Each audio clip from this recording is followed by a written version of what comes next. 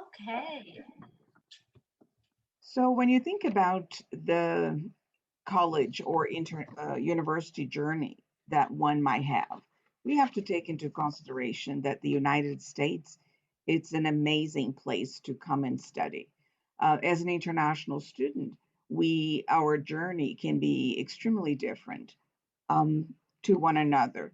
Well, first, because of our expectations, because we are so unique in so many ways, and we have to make it very special. The beauty of US education is that gives everybody an opportunity to study whatever you want to study, to be whomever you want to be.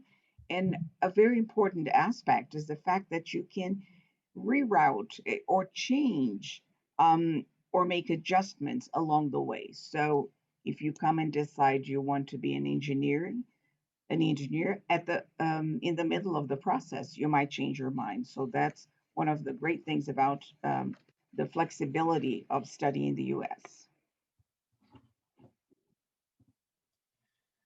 Okay, so what we will cover today, as you can see in the screen in front of you, we will cover about your fit. As Christina mentioned, every student is very unique. You may have friends and family who's all over the world, and you may be tempted to follow your friends and your neighbor and your senior students. This is why our previous slide said, you're unique. Your needs and your wants and your expectations are very different. So find your fit. What is your fit? Then we're going to talk about the timeline. Every university has very different timelines, application processes, and things, scholarship deadlines, move-in dates. So knowing the timeline and working backwards. So for example, if the application deadline is June, you work backwards to make sure that you meet the application deadline by taking all the requirements and meeting all the requirements. Some of the other things that we're going to cover is we're going to cover majors, minors. You may have questions about academic programs, majors, changing your program, working on off campus, pathways to your career, because we know you are here attending this session, learning everything we can give you to pursue your academic career in the United States. And why is that? Because you want that job, you want that professional job that you always wanted. So, how are these universities working on making sure that you are ready, you are prepared to go into the work industry? Life after graduation. I mean, what services these universities are offering, what to look for. Preparing to study in the US. Briefly, we touch on immigration impacts. You may have heard many things over the years about immigration and how things are in the United States. And we can briefly tell you what things are coming up, what opportunities you have as international students. Transferring, we work with students transferring from program to program or to institution, and it is okay. I mean, plans change, things change, and you can transfer to any program. The other one is sky is the limit. United States of America has over 4,500 institutions, pretty large amount of institutions. So you can be as unique as you can, and you can find your fit. Sky is the limit. You work hard. We will cover all the services that we are offering on institutions, so that way you can understand what kind of services and opportunities are available for you. And then the last one is what happens if your US visa is denied? We work with thousands of international students every semester, and we know that not everybody gets the visa to come to the United States. What happens? So we will briefly touch on that as well, because after preparing for 8, 9, 10 months, and then you realize your visa is denied, what is next for you?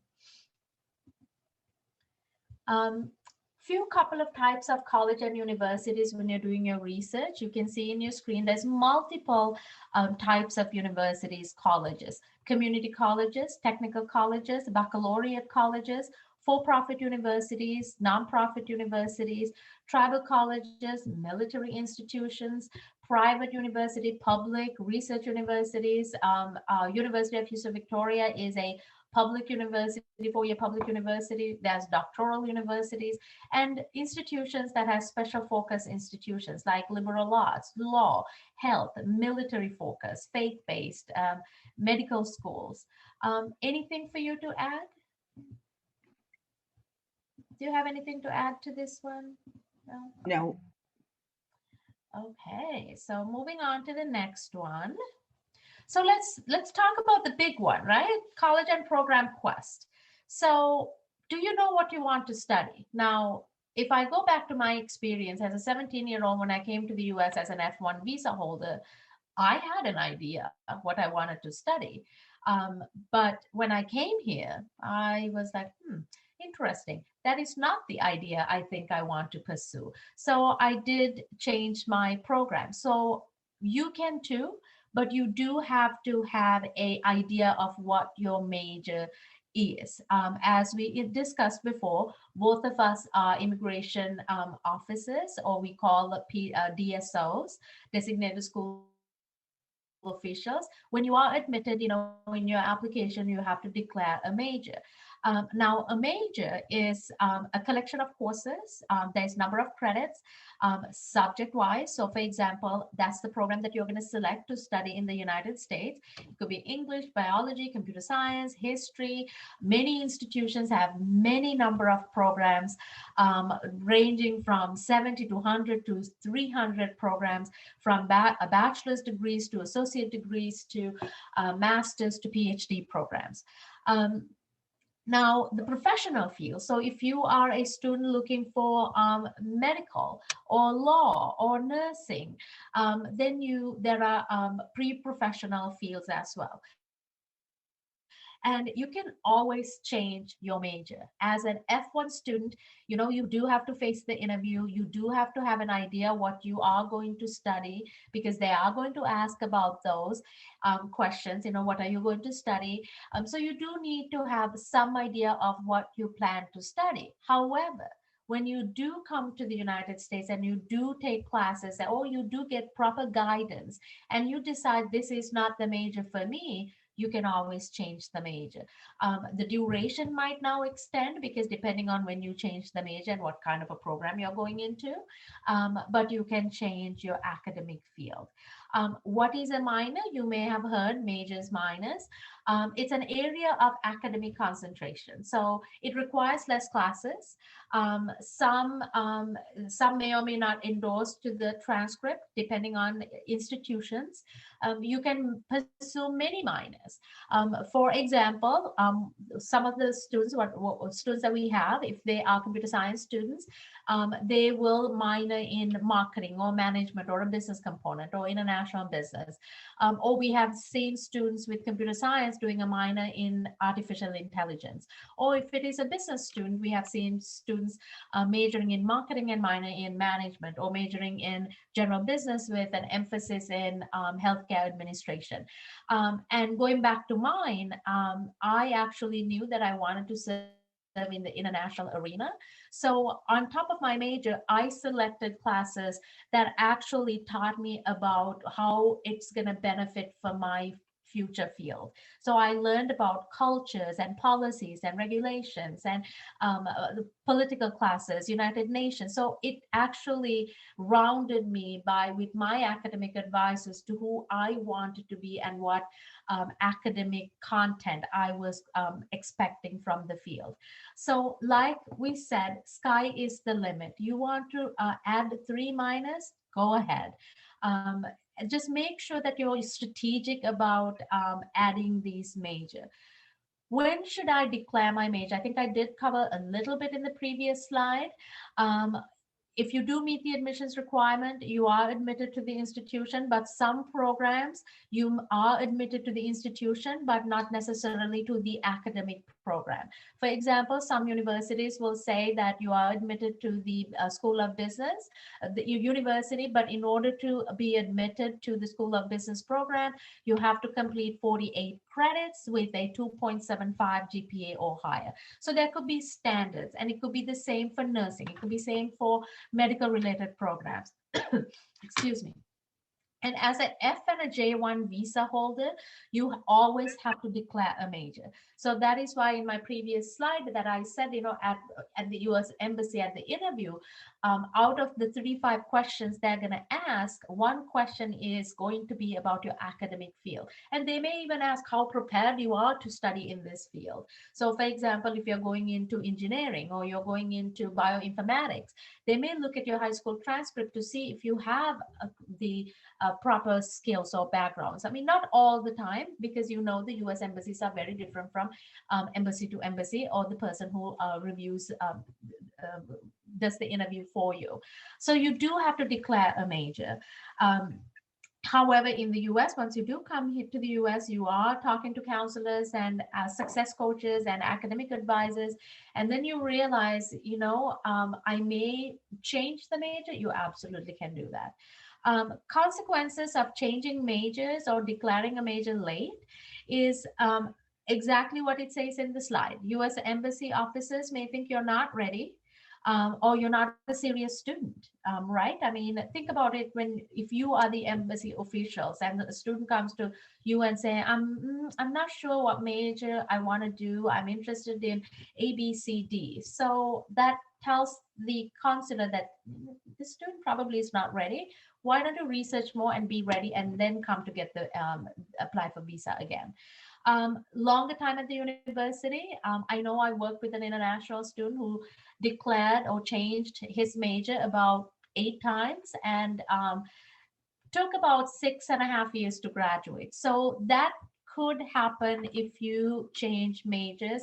And if majors are not slightly related, you may have to add more classes, which means you're extending your duration. And more money, right? More classes, more semesters means more funding. Another thing that you can do when you come and you have declared a major, but then you arrive in the United States, start taking your classes, and you're not too sure about it, or you're changing your mind. You could take some classes, elective classes in different areas, and then try a little bit to see what you really like. Absolutely. The next slide is double major versus dual major. I'm sure you are thinking about, what if I add two, three majors? Perfectly fine. You can do that. But just make sure that you're strategically adding the majors, not just because you want two majors. Sometimes class can overlap. Sometimes it could be two totally different majors, which means that you may need you will need additional credits, which means additional time. Um, and then also in a little note, majors are not trophies. So work with your academic advisors, and then see how the dual major works for you, or what other can I add that as a minor, or how it works with your academic career mapping. I have to apologize. I have a very bad sore throat, so you will hear me cough a little bit. So I apologize in advance. Okay. So you come and you have the core classes you need to take, but also general education requirements. And then these are classes, courses that all students should take. It will give you a broad and a foundational education in many areas. For example, if you decide to start your academic programs at a community college, you will take some general education and concentrations on the areas that you're thinking you're considering your major.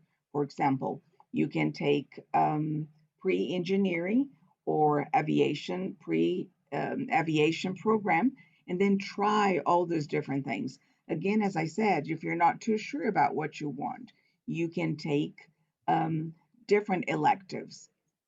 Another thing is that when you take those general education programs, you will be having the opportunity to try different areas, different classes, and that will lead you to a very easy and seamless transfer to another institution.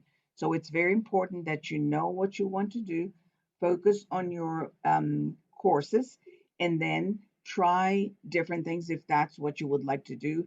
So that will prepare you and give you the foundation that you need to transfer seamless to another 4 year institution. Okay, so let's talk about liberal arts versus professional majors. And in sometimes, students do think liberal arts, it's an art degree, it's not of importance. It is absolutely not true.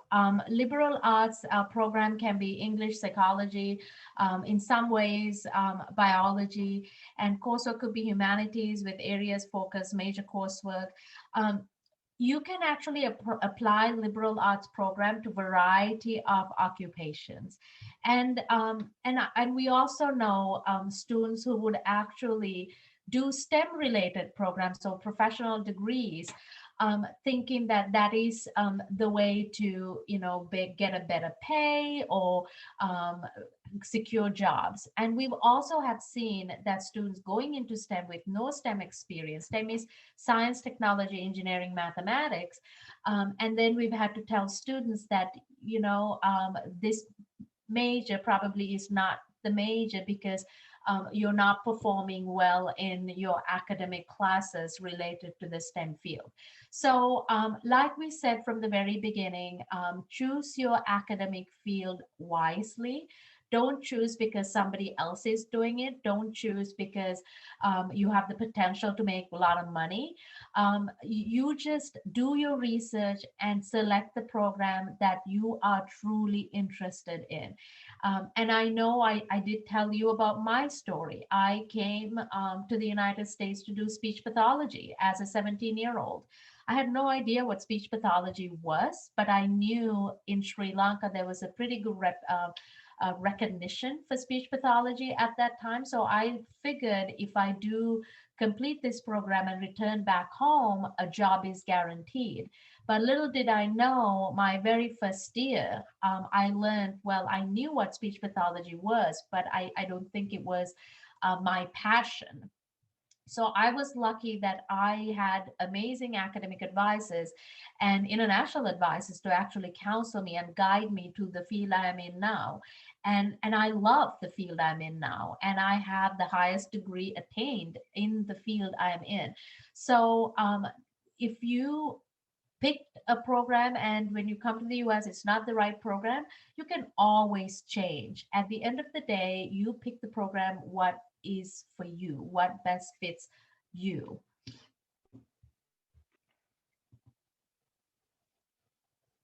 When you think about what are you going to do with your degree in philosophy, history, literature. So when you think about liberal arts degree, what can you do with that? Well, first, just by the challenges you will have attending a university in the United States, you will develop very valuable critical thinking skills. You will not only memorize things, but also have different point of views about different themes, different subjects. Also, it will give you the ability of problem solving skills. Think about all the different personalities, all the different students you will meet in the classroom, and then you will be involved in so many activities, and that will give you valuable problem solving skills. What about your research and your writing skills? You will be writing theses, you will be writing much more than you might be accustomed to. And then you have to think about the marketplace value. Now, how can you be employable? How can you use that? How can you find a job? What about the value of your education? Um, you have to consider that employability and salary are things that are very different. So focus on something that will be relevant, that's on demand. What about longevity? Will you be happy with it? Are you going to work in this field for the rest of your life? Research have shown that we've changed careers many times along our professional life. So make sure you really enjoy what you're doing. Once you do that, it is not like you look forward to getting up every morning and going to work. Okay. So the next slide, does my major have to relate to a specific career? Actually, not necessarily. Most majors do not lead to one specific job by design. It actually can apply to many jobs. One of the exceptions for that is in careers in licensing or certificate, like, medical field, teaching. Some 80% of the workers in the US in a career field is not directly related to their major, which is absolutely true. For example, you could be a good example. We have a student who actually majored in finance, but is working in the computer industry. Related to finance, but in the computer industry. Could the student have done better with a computer degree? Yeah, but still he's employed and doing pretty well. So major does not have to be related to a specific career. My advice to you is if you know or have an idea of what kind of a career you're looking for, just go and look for jobs posted out there. Just do search a simple job posting. For example, if you are going into computer science, and just look at a computer programmer job out there and see what are the academic credentials they're looking for. And I can tell you the academic credentials probably is a bachelor's degree in computer related field. So you will see that it is very broad is how they are listing. They will have some other programs listed, but as for the degree, they will say either computer related. For our field, it will say a degree in education related field. So not necessarily that your major and your career needs to match.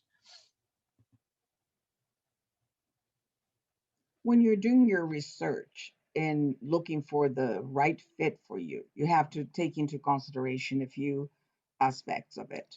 So, the first one, think about funding. Um, what are you looking for? How much can your family support you, or even your own savings? How much can you have available for your education? How much scholarship does a university or college offers you? What about the location? What do you want to do? Do you want to live in a bigger city? Do you want to live in a smaller one, in a rural city?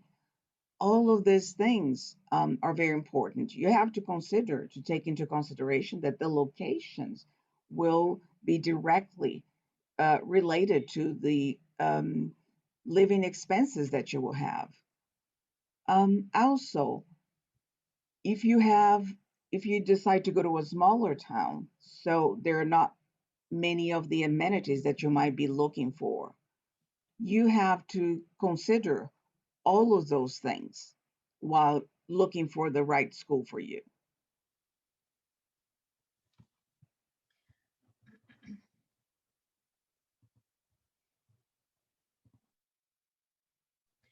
And some of the things to actually add to what Christina said is um, just make sure that you make a list. You put a spreadsheet together, or make a list on the universities you're researching and the cost and what are important to you. So that way, it actually helps you in your quest in researching to find your best fit. Now, academic programs, campus size, safety, job placement, return on your investment. And I know not many folks talk about return on your investment. We do talk about return on your investment. The reason we talk about return on your investment is spending money for college or university or coming into the US to study is an investment. So, how do you measure your return on your investment? How soon can you get a job? What is your starting salary?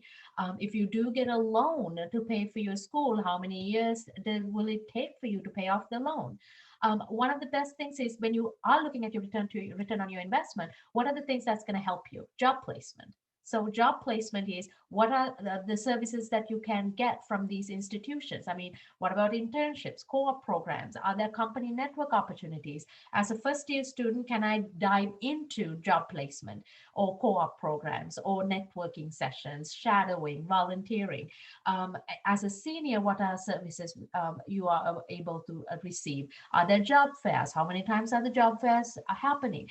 So as much as other things are important, job placement as equally is important, because after you do all the other things, the one that is going to get you that job is how you work in job placement, and how much you work with the career services at the university. So those are important things to look for.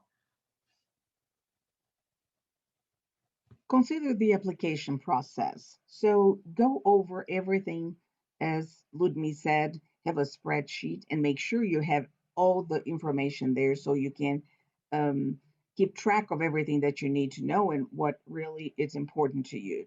So for application fees, can you get a waiver on the application fees from some of the university? How many institutions are you going to apply to? Are you going to apply to just one because that's what you want, or are you going to apply to maybe three, four, five? So, what are the requirements for each institution that you're applying to? Do they require test scores? Do they require personal statements, recommendation letters? Do you have to go through interviews? What about your down payments? How much do you need to have for a deposit? Are there waiting lists? Once you're accepted, what happens? Do you have to wait for a while before you can get your documentation? What is the acceptance rate at this university?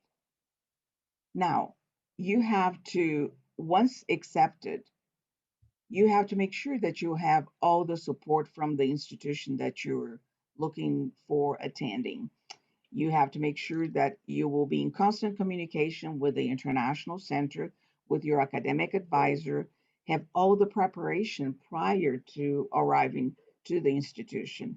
Also, there's a lot of support for the visa process. During the visa interview, what can you expect? You can be in conversations and communication with students from the same areas where you are, from the same country. What about your um, orientation? Will it be virtual? Will it be um, in person? All those things should be taken into consideration.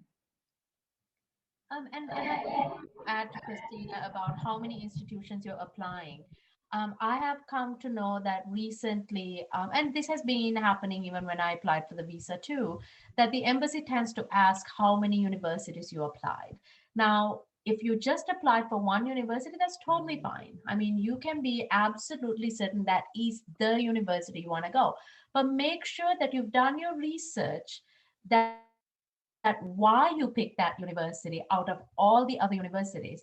Now, if you're somebody who's going to be applying for 5 to 10 universities, I applied for 7 universities, and I picked one university because out of all the seven, I knew what university I wanted to go to.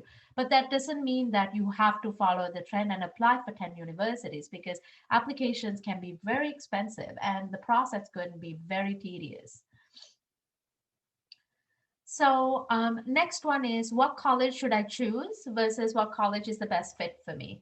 And I always believe that you will know what college is the fit for you once you start to do your research. Like I said, students do apply for 5 to 10, 15, 20 universities. On average, an international student applies to about roughly 6 universities.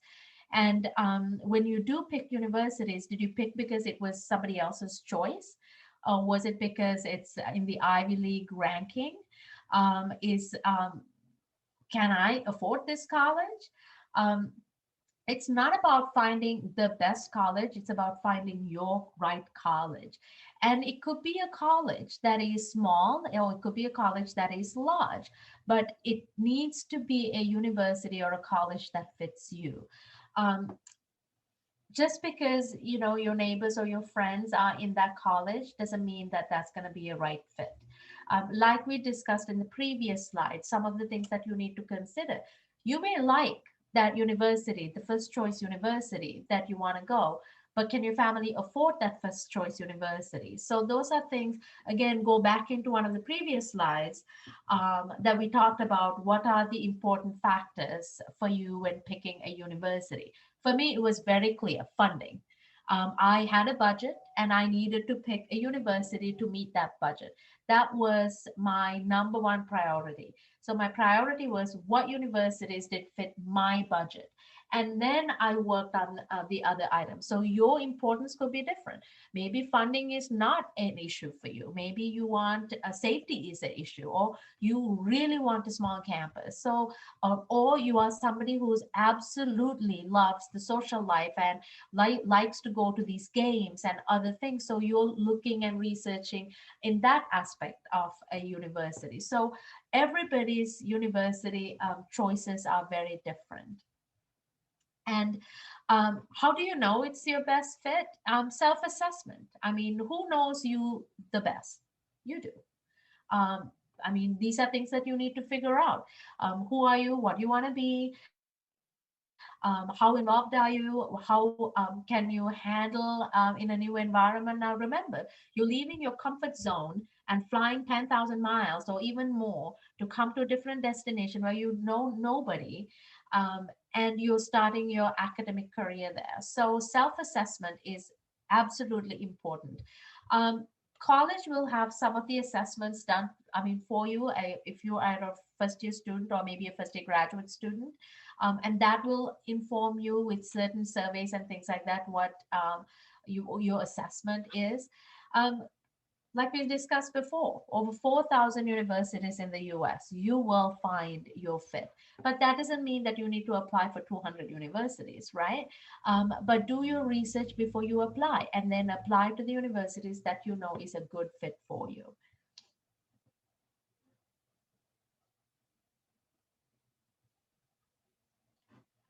Making the choice. So this is a brief slide, like we discussed before.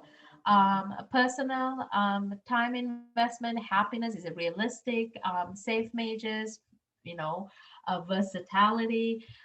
So those are a couple of things for you to think about. And then I'm trying to complete in a time, so we have time for Q&A. Again, we discussed saying, you are here listening to us, researching all the programs and universities because what? Because you want that job. How do you work towards getting that job? Why are you investing your time and resources in your education? Because you want that job.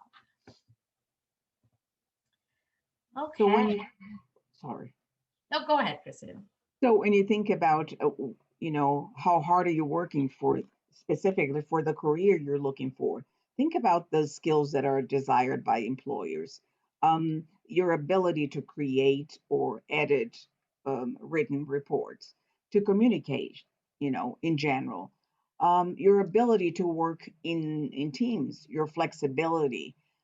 Think about all the different people you will meet in this schools that you will attend, people from all over the world, your ability to properly navigate in different cultures, adjust, accept differences, and not only accept, but recognize the beauty of a different culture. All your organization skills, your time management, your ability, your proficiency to be very proficient in computer skills, computer programs, and also your experience. Have you had the opportunity to work at the university in an area that you're interested in? Have you had the opportunities of having internship? All of them need to be considered.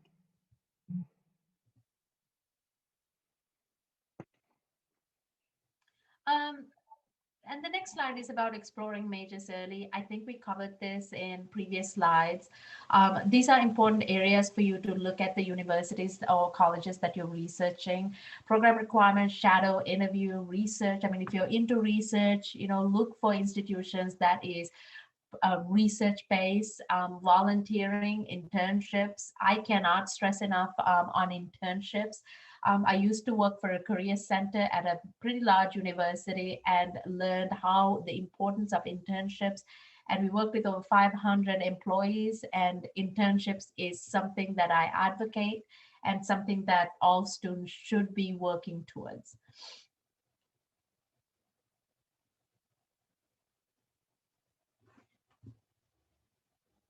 Just Christine? keep in mind, don't choose your major based on income potential. Just considering that there's so much more to it. I think we've touched throughout all these points throughout our presentation. So make sure you choose something that will make you happy, that you're really interested in, not because your friend or somebody in your family has that profession. Do your own research.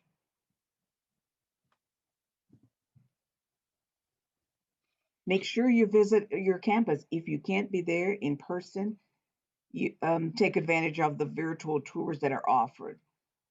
Talk to others. Talk to students who are currently attending your school. Make sure you complete your application in a timely manner. Do not procrastinate. Okay, the timeline. So we talked about timelines, the very first slide. Timelines can be very different from school to school. So you do want to meet those timelines. The application deadlines are strict. Some universities not so strict. Some universities have rolling deadlines. So which means they move your application, and they're not, some universities are not that strict with deadlines. So look at those items, but also remember, some deadlines are very strict if there is a scholarship attached to it.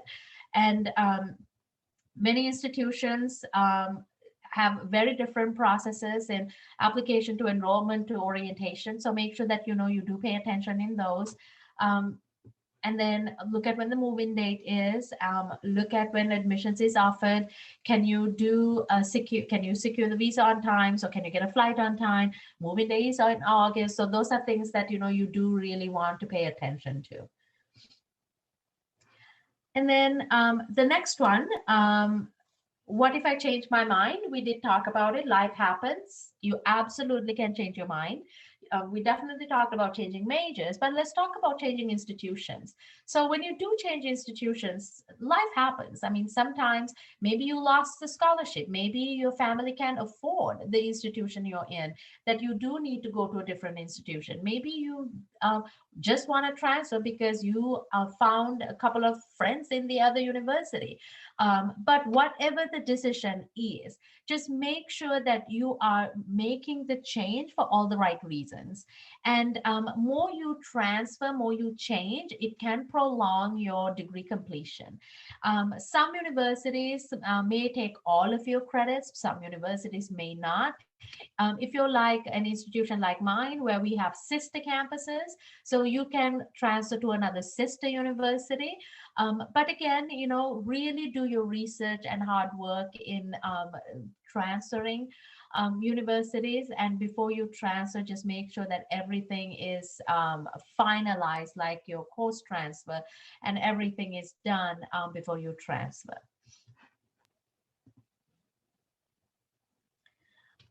So next one is, I mean, we did cover these. Some of the questions for you to ask. What am I looking for in a university or a college? Do I know what it takes to finish? I mean, if you're coming as a freshman student, it is going to be 4.5, 5 years. If you're coming as a graduate student, 2.5, 3. If you're a PhD student, it could go from 5 to 6, 8, even 10. Am I able to sustain financial commitment for those years? I mean, remember, as an international student, you can apply for funding, you can apply for scholarships, but your parents will also have to support you. So will your family be able to sustain this continuous sponsorship? Have I done enough research? How will my return on investment be? So if you're somebody who's graduated and then now going back home and you're not able to find a job, that means, you haven't done much of the work. Or you're not prepared, or the job market is really bad that you need to work harder, and maybe add volunteering, shadowing, so many things. Will the field I'm studying in bring me joy? I did explain to you about how I changed my major because I learned it's not going to be joy for me. Am I thinking to do graduate studies or furthermore? These are things you want to think about. Am I going to go to grad school? I went to grad school right away. I finished my bachelor's, move on to grad school right away. Am I going to use optional practical training, which is the work permit that you are authorized to work after graduation? So those are things that you actually do need to consider. So just think from everything that we've shared here, make sure you do your due diligence. Do all your research. Don't let anybody influence you on maybe not too much on what you want to do. And just think this is a decision, it's a life decision for you. Um, be unique. I'm sorry, I was actually answering some of the questions that we were getting. Okay. Um, okay, so final tips. You can see that we bolded you because we want to bring emphasis. It is about you. You decide what's best for you. You do your research, clearly. You choose the major. You can select your path however you wish. You're attending university college to gain knowledge. Doesn't mean that you have to know everything. You're coming here to learn and study and improve yourself and develop yourself.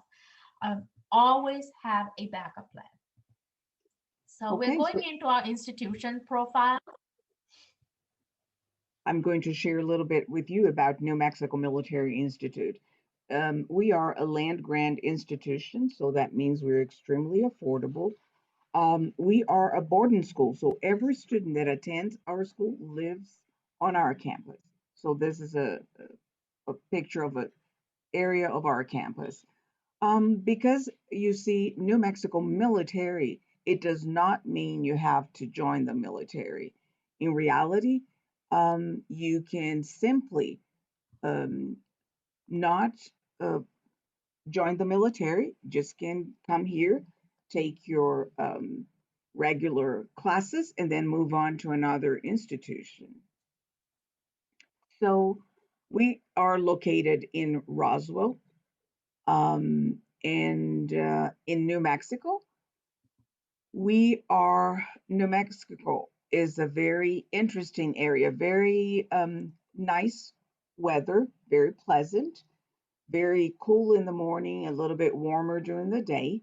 And then you have um, a little bit more of cool weather in the afternoon. So, New Mexico Military Institute offers a junior college program. It will offer you a associate's degree. So we are a credit 2 year institution. We've been accredited by the Higher Learning Commission, and we are also members of the Association of the Military College and Schools in the United States, as well as New Mexico Department of Higher Education. As an associate's degree, we offer an associate's of art and associate's of science. I can give you more information later on about that. And we are known as a leadership and character development um, institution. So we have over 34 countries represented on our campus and all the 50 states in the United States. So, what about leadership development that we offer? We have a leadership component in every aspect of our school. So, when you think about the classes, our students will take the regular classes, and they will also take leadership principle classes. Once they are outside of the classroom, they will have their practical leadership opportunities. It's their experiential learning that we have here. We consider ourselves a leadership lab and a leadership internship. We have over 300 opportunities for leadership positions within our Corps of Cadets. When you think about our leadership, considering the physical education and the health program that we have a very robust athletic program. So our students have the opportunity to participate in certain sports. but also they can come here with first because of the athletic opportunities that we offer here at our institution. So, when we talk about the experiential learning at our school, we offer extracurricular activities over 55. So, there are many clubs, many um, opportunities here for you to engage with many other students, not only from the United States, but from different parts of the world. You can also be engaged in the athletic programs. We are a Division One, so it's a very competitive athletic program. And like I said, we compete in the National Junior College Athletic Association at the Division One level. We have just finished our volleyball season and we were extremely successful. So, on top of all of this, it's a very hands on opportunity. There are many job opportunities on our campus and also many leadership opportunities. As I mentioned, over 300 leadership opportunities here. So that we have an international center that's just focused on international student success once they arrive here on our campus. So we cover from the moment a student start to apply for our programs through their alumni status.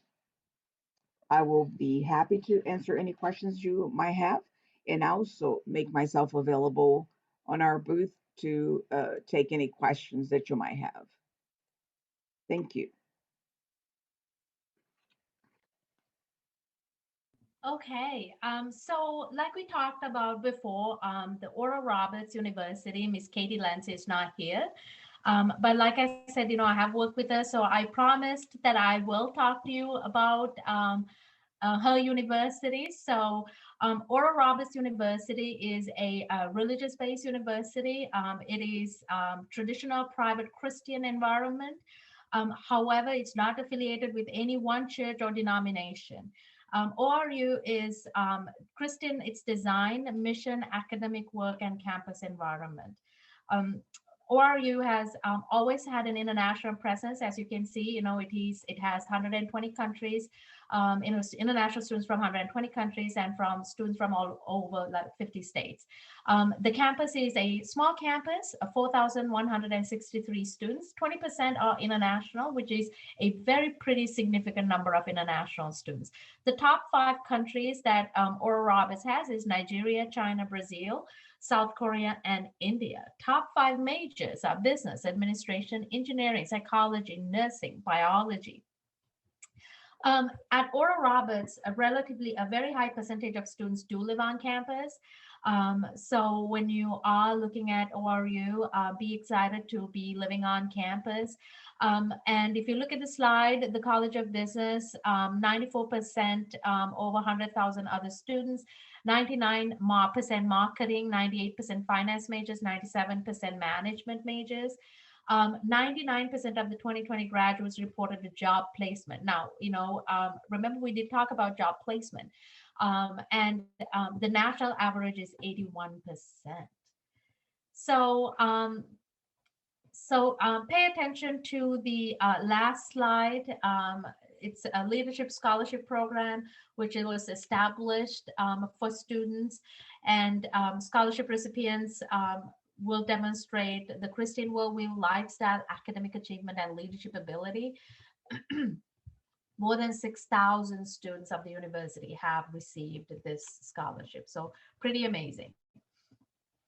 Okay, and if you do have questions for Oral Roberts, we are going to have a slide with all of our information at the very end, and you can actually connect Ms. Katie Lentz individually. So to my campus, so I am from University of Houston, Victoria. We are located in Victoria, Texas. We are a sister university for a University of Houston system. So one of the things that we thrive in is we are the 5th most affordable university in Texas. So if you know a little bit about Texas, everything is quite affordable in Texas, and that is no different to your education. And being 5th affordable university is a pretty honor for us because we thrive to keep the costs down. I mean, that is why our slide says you don't have to break the bank. And on top of it, we do give international students a pretty amazing scholarships. The scholarships can range from 3,000 to 10,000 to already low tuition and fees and living expenses. And on top of that, we give you scholarships to living on campus. So living on campus is quite cheaper than living off campus because we want you to be in a safe environment. So we encourage students to live on campus. So Victoria, you may see in the tiny map, we're about 40 minutes away from the coast, about a few hours away from the Mexican border, but we are very amazingly located 2 hours to Houston, 2 hours to Austin, 2 hours to San Antonio. So not a painful drive, but you can have fun when you want to have fun, but you won't have distractions. Your university life will be pretty amazing. We are a small university. Our student size is 4,500 according to the slide, but our numbers changed. We're about 4,900 right now. And the programs that we have is what you see. The most common programs that our international students at UHV does is computer science, artificial intelligence, biomedical sciences, biology, computer information systems, digital gaming, and simulation. A little snippet about digital gaming and artificial intelligence. My office is right next to the robotic lab.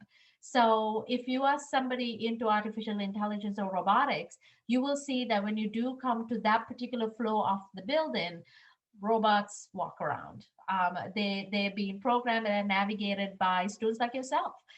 So those are pretty amazing programs. And just like ORU mentioned, about 88% of our international students have secured employment after graduation, and internships is a must at our university, a must for international students. We push internships. Our faculty is pretty amazing to push internships for students because you have that option, you have that opportunity to be taking part in an internship to build your professional career. If we can go to some of the polls, I think we have a couple of poll questions that I want you to answer.